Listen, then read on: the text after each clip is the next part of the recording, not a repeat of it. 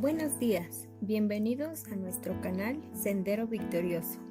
El día de hoy veremos el libro de los Hechos, capítulo 17.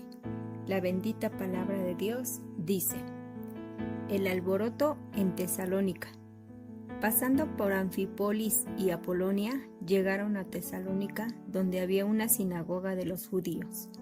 Y Pablo, como acostumbraba, fue a ellos y por 3 días de reposo discutió con ellos, declarando y exponiendo por medio de las Escrituras que era necesario que el Cristo padeciese y resucitase de los muertos, y que Jesús, a quien yo os anuncio, decía él, es el Cristo.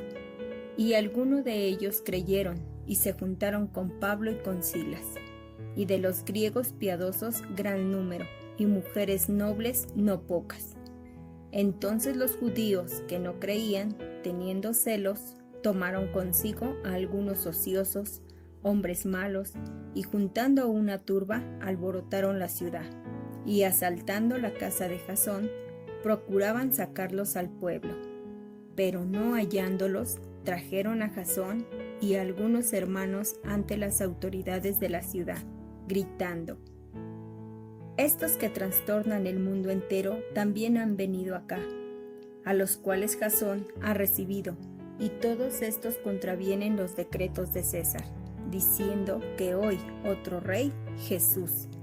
Y alborotaron al pueblo y a las autoridades de la ciudad, oyendo estas cosas. Pero obtenida fianza de Jasón y de los demás, los soltaron. Pablo y Silas en Berea. Inmediatamente los hermanos enviaron de noche a Pablo y a Silas hasta Berea, y ellos, habiendo llegado, entraron en la sinagoga de los judíos. Y estos eran más nobles que los que estaban en Tesalónica, pues recibieron la palabra con toda solicitud, escudriñando cada día las Escrituras para ver si estas cosas eran así. Así que creyeron muchos de ellos, y mujeres griegas de distinción, y no pocos hombres.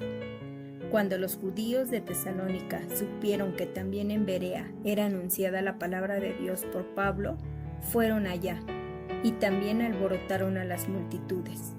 Pero inmediatamente los hermanos enviaron a Pablo que fuese hacia el mar, y Silas y Timoteo se quedaron allí. Y los que se habían encargado de conducir a Pablo le llevaron a Atenas, y habiendo recibido orden para Silas y Timoteo de que viniesen a él lo más pronto que pudiese, salieron. Pablo en Atenas.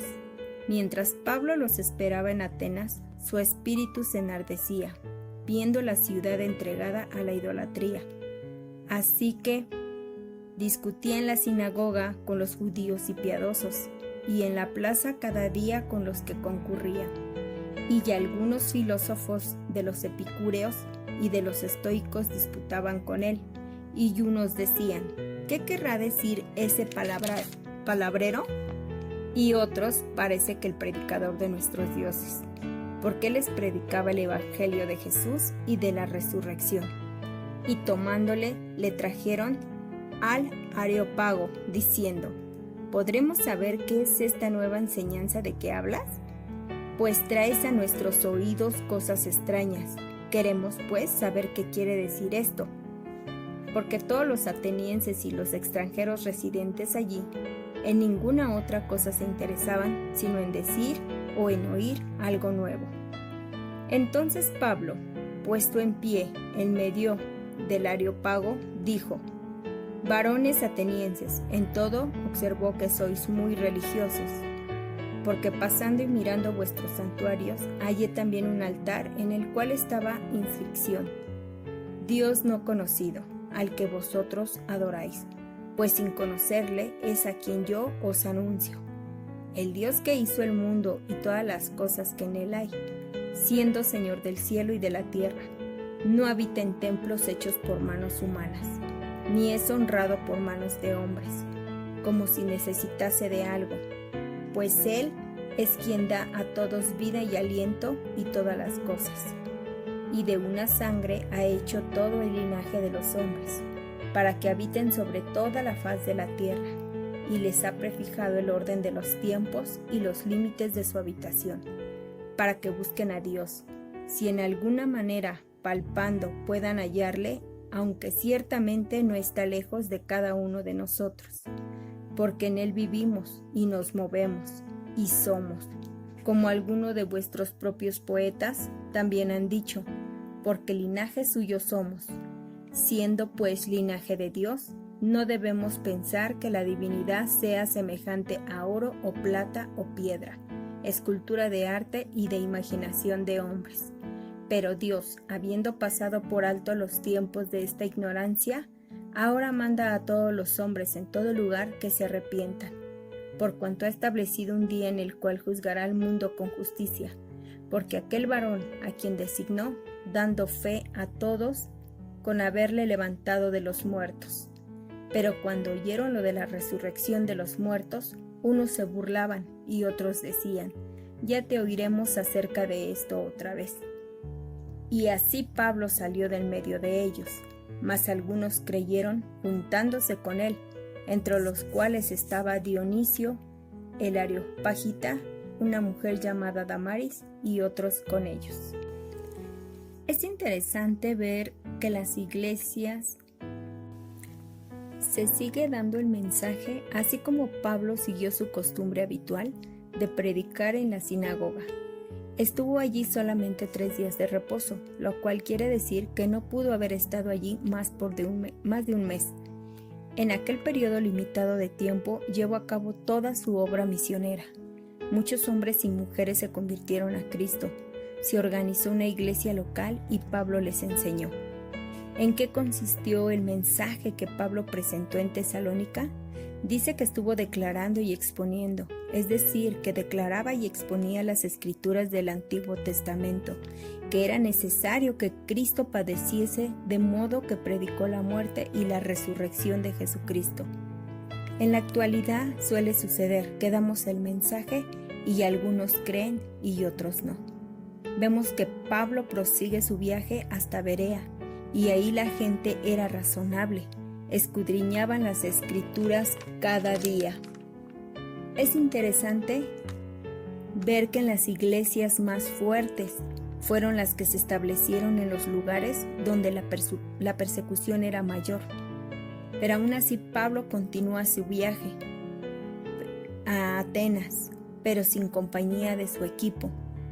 Esperaría allí a Silas y a Timoteo, porque quería que ellos visitaran a los creyentes de Tesalónica y de Berea para ver cómo iban progresando.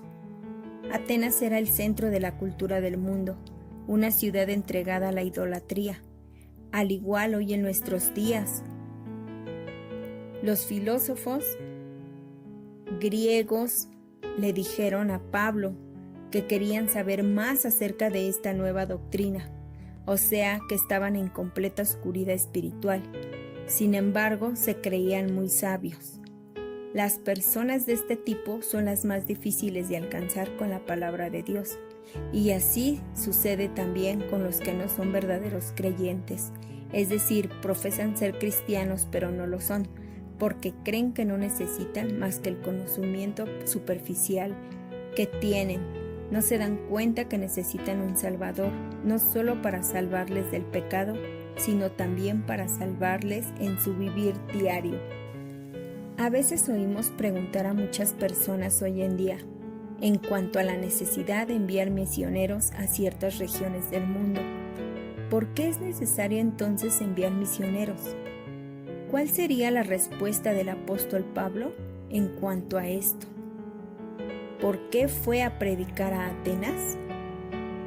Pues simple, fue porque esta gente tenía ya su religión. Este precisamente era su problema, vivían una religiosidad que les apartaba de Dios. Y este es el gran problema hoy en nuestros días, que muchos enfrentan.